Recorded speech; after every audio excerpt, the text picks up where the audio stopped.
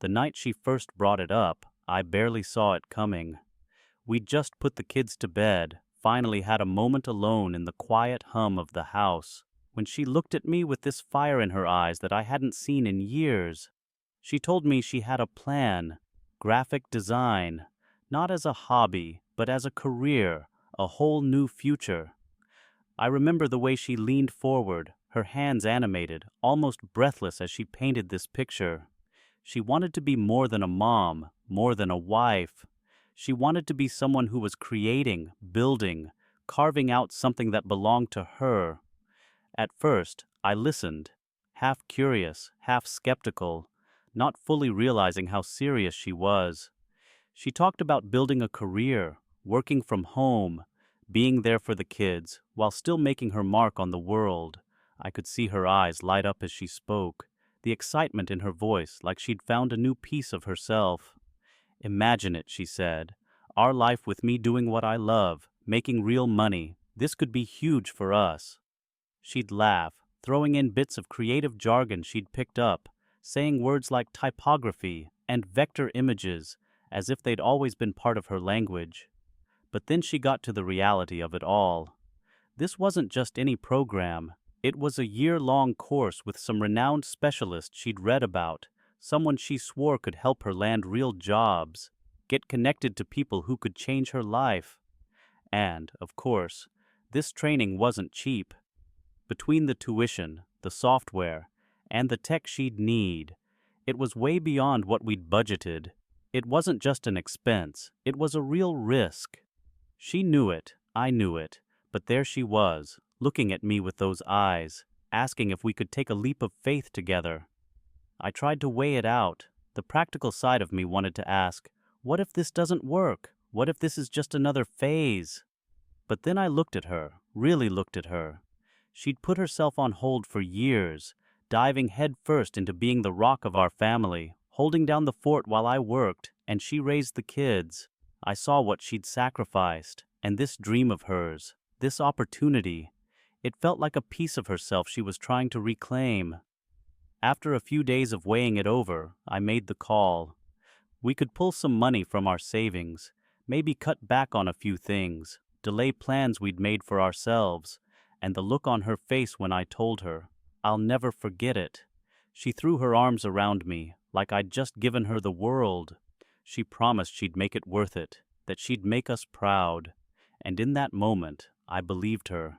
She was on fire, more alive than I'd seen her in a long time, and I was proud to be the one who helped light that flame. From that point on, she was all in. She dove into her studies with a focus I hadn't expected, transforming our dining table into a makeshift studio. Books and sketches were scattered everywhere, her laptop constantly humming with design software I couldn't make heads or tails of. I'd peek over her shoulder, trying to catch a glimpse of what she was working on, and she'd light up, explaining some intricate detail about color palettes or grid layouts. Half the time, I didn't understand a word she was saying, but I was proud to watch her come alive in a way I hadn't seen before. But the deeper she got into the program, the more things began to change around the house. She was missing more family dinners, spending weekends locked away in her makeshift office, her face lit only by the blue glow of her laptop screen. I'd walk into the room with the kids trailing behind, hoping to pull her away for a bit, but she'd wave us off with a quick, "Just one more minute." Those minutes turned into hours, and slowly our evenings became a little quieter, a little emptier. It became a strange routine, me cooking dinner alone, eating with the kids, trying to fill in the silence with stories from my day, hoping they'd forget to ask why their mom wasn't there. The kids started asking where she was, why she couldn't join us for game nights or bedtime stories. I tried to explain it, saying she was working hard for something big, that this was just for now. "She's doing this for us," I'd tell them, trying to convince myself as much as them. But it felt like I was making excuses for someone I didn't even recognize.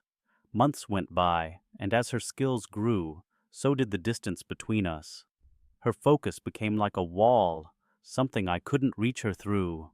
She'd look at me, but her mind was always elsewhere, always preoccupied with the next project, the next lesson. Sometimes, I'd lay in bed at night, staring up at the ceiling, wondering if this was worth it. But then I'd remind myself of the promise I made, the trust I'd put in her. She needed this, I told myself. She needed this to be more than she'd been. Finally, after nearly a year, we were in the final stretch. It was exam season, and I could feel the tension radiating off her like a storm cloud. She was barely sleeping, running on coffee and adrenaline, her nerves fraying with every passing day. She was wound tight, snapping at the kids over the smallest things, too lost in her stress to notice their confusion or my attempts to help. It hurt to see her so on edge, to see her becoming someone I barely recognized. But she kept telling me, "It's almost over, just one last push and I'll be done." Then came the day of her final exam. She was gone before the sun rose, her face set with that determined expression I'd once admired. I watched her walk out the door, clutching her laptop, her portfolio, all the work she'd poured herself into for the past year. I told the kids we'd celebrate when she got back, that tonight would be the night we'd finally see her hard work pay off. I could barely focus on anything that day, pacing the living room, checking the clock, wondering how she was doing. Hours passed, and the anticipation weighed on me, each tick of the clock heavy with worry. I kept picturing her walking through the door with a proud smile, a certificate in her hand, the proof that everything we'd sacrificed had been worth it. But when I finally heard the front door open, the look on her face wasn't pride, it wasn't joy, it was defeat. The morning after her failed exam, the house was quiet, the kind of silence that feels fragile, like it might shatter under the weight of a word. She looked exhausted, defeated in a way that reached her bones, sitting at the breakfast table with dark circles under her eyes. She barely touched her food, staring at her coffee with an intensity I didn't understand. I tried to cheer her up, reminding her that setbacks happen, that we'd find a way through this, that the work she'd put in meant more than a single test result. She just nodded, too tired to argue, but something about the way she kept glancing at me made me feel like there was more to say. Later that day, she told me she'd found a chance to retake the exam. She was reluctant at first, hesitant, as though part of her wasn't sure it was worth going through it all again. But there was a flicker of hope in her eyes, a look that made me believe that this was her shot at redemption, at proving to herself and to us that all of it had been worth it. I supported her, encouraged her, told her to give it her all. "We've come this far," I said. "You've got this." She nodded, and that old spark seemed to return, just enough to keep her going. For the next few days, she dove back into her work with a focus that felt almost desperate. She was poring over her notes, reworking her old projects, revisiting tutorials. I stayed out of her way, knowing she needed the space, but part of me wondered if she was trying to prove something, not just to herself, but to me as well. I could tell she was struggling, that this final chance weighed on her even more than the first attempt, but I believed in her.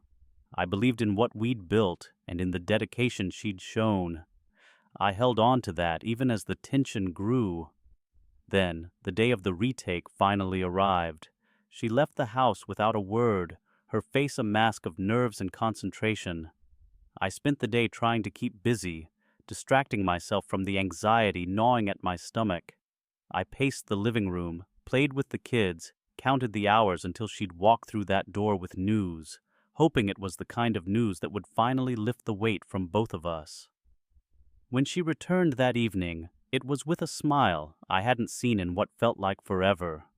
She was holding the certificate, her hand shaking just slightly as she showed it to me.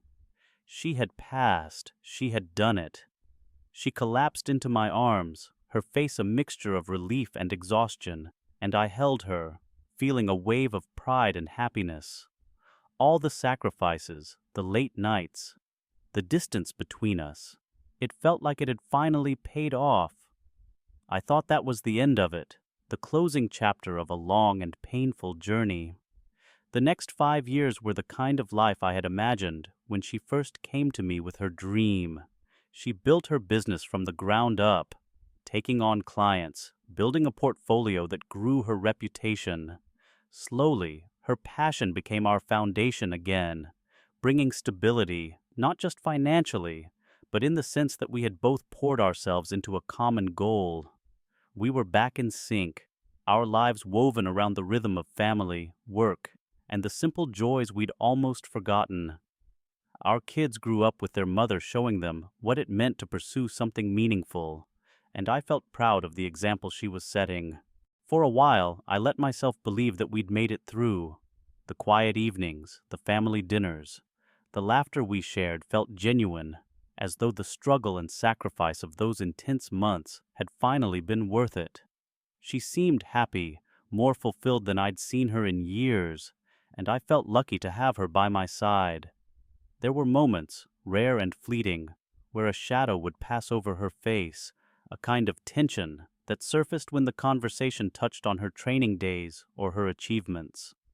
But I'd brush it off, convincing myself that I was just overthinking things, that she'd finally found her place.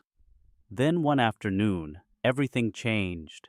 It was an ordinary day, one of those sunny afternoons that make you want to take a walk just for the sake of it.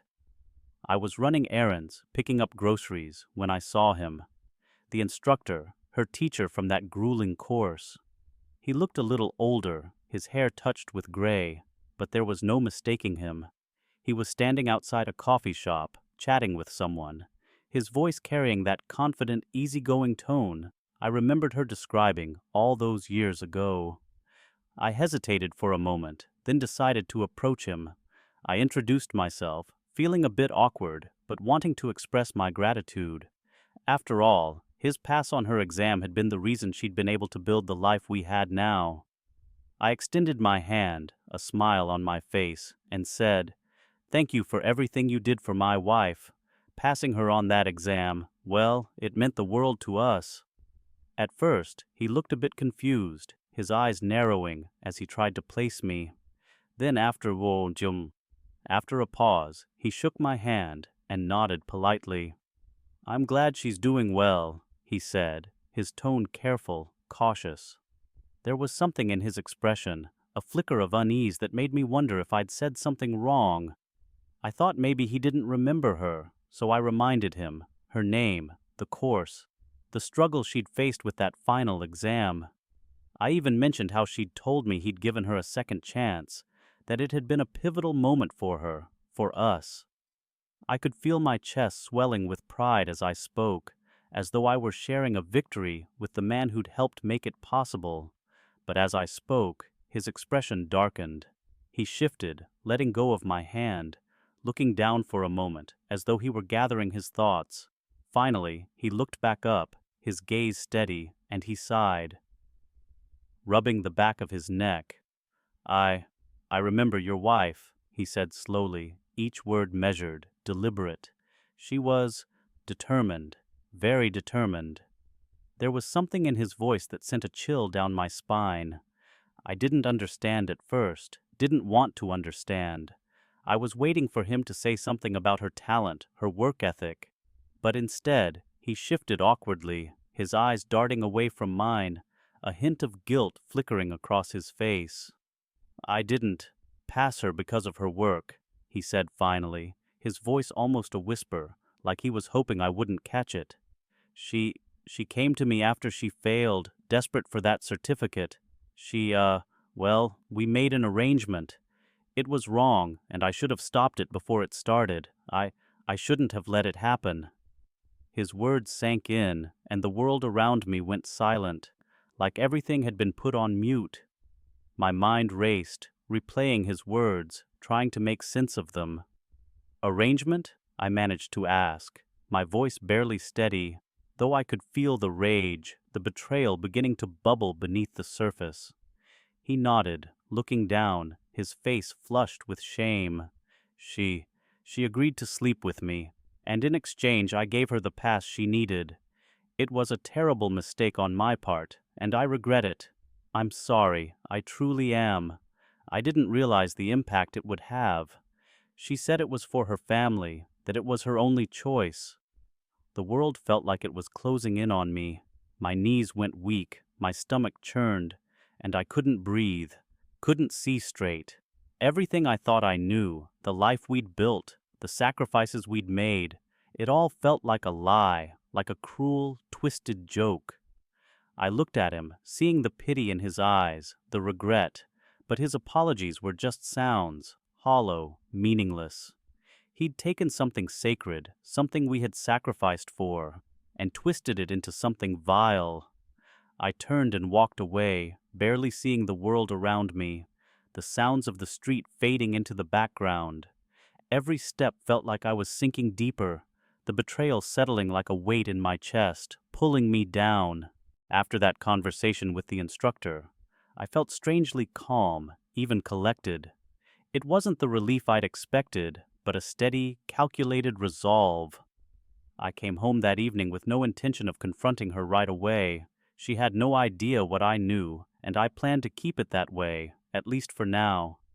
I could feel the truth gnawing at the back of my mind, but I forced myself to act like nothing was wrong. I had to play the long game, wait until I'd built something that would unravel everything she'd clung to.